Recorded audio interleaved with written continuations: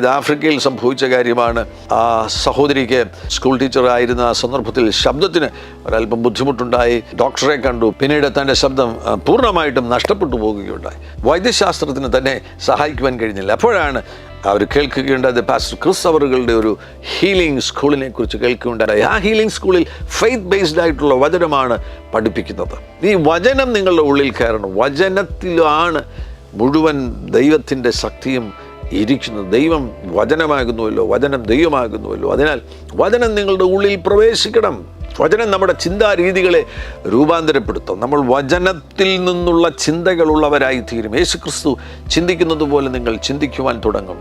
വചനം ഇവരുടെ ഉള്ളിൽ കയറി വചനം രൂപാന്തരപ്പെടുത്തി. അവസാനം പാസ്റ്റർ ക്രിസ് അവറുകൾ വന്ന് പ്രാർത്ഥിച്ചപ്പോൾ അവരുടെ ശബ്ദവും തുറന്നു, പൂർണ്ണ സൗഖ്യം. സ്കൂൾ അധികൃതർ പറഞ്ഞു, ക്ഷമിക്കണം, നിങ്ങൾക്ക് പകരം മറ്റൊരാളെ ഞങ്ങൾ അപ്പോയിന്റ് ചെയ്തു, നിങ്ങൾക്ക് ഇനി മുതൽ ജോലിയില്ല. എന്നാൽ അതൊന്നും ഇവരുടെ ഹൃദയത്തിൽ വന്നില്ല. ഇവരുടെ ഹൃദയത്തിൽ ആ വിശ്വാസത്തിൻ്റെ വചനങ്ങൾ, ഒരു മാസം വചനം കേട്ടത് മുഴുവൻ നിക്ഷേപിക്കപ്പെട്ട ആ വചനം ക്രിയ ചെയ്യുവാൻ തുടങ്ങി. അവർ കാൽച്ചുവടുകൾ വെച്ച് കഴിഞ്ഞപ്പോൾ അവർക്ക് ദൈവം ഐഡിയാസ് കൊടുത്തു.